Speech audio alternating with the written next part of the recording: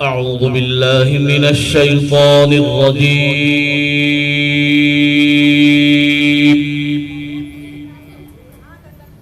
بسم الله الرحمن الرحيم.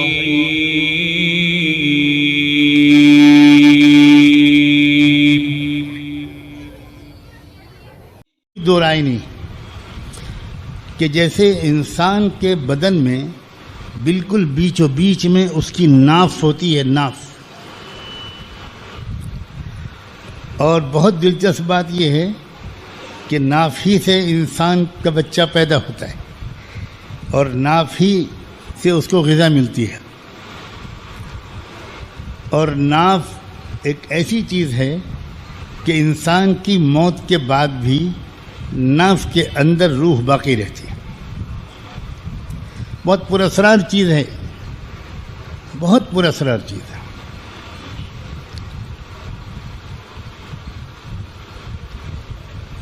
سینکڑوں بیماریوں کا علاج صرف ناف میں تیل ڈالنے سے ہوتا ہے.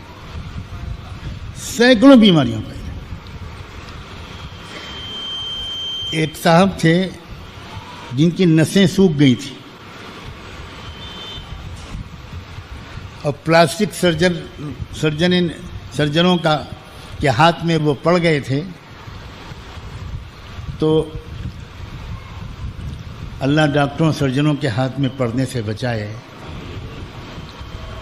بڑے دل سے آمین کہا ہے آپ نے. کافی بھگت چکے ہیں آپ. عام طور پر اتنے دل سے ہر دعا پر آمین نہیں کہتے لوگ،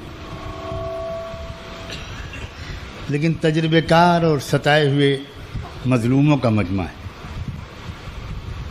اور امید ہے دو چار ظالم بھی یہاں بیٹھے ہوں گے،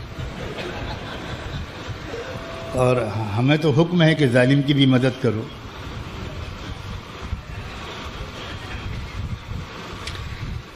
تو ان کو کسی نے مشورہ دیا کہ بھائی یہ سر سے پیر تک کتنی نسوں کا آپریشن کراؤ گے، کیا کیا کرو گے؟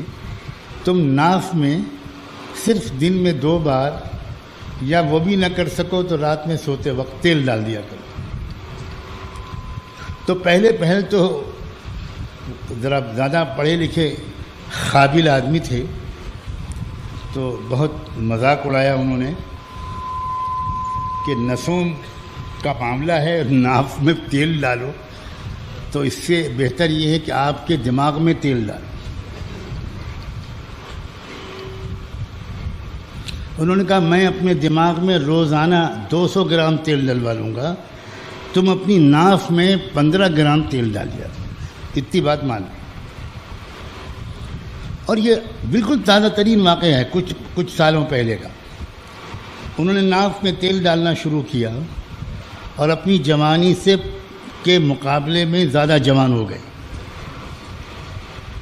سب کیا سسٹم ہے خدا کا کہ ناف میں اللہ تعالیٰ نے یہ صلاحیت رکھی ہے کہ جب ناف میں تیل ڈالا جاتا ہے تو وہ ناف میں سگنل پہنچتا ہے دماغ سے کہ فلاں نس میں تیل کی کمی ہے، یعنی وہ سکڑ گئی ہے، سمٹ گئی ہے، سوکھ گئی ہے، تو وہاں سے وہ تیل سیدھے وہیں پہنچتا ہے.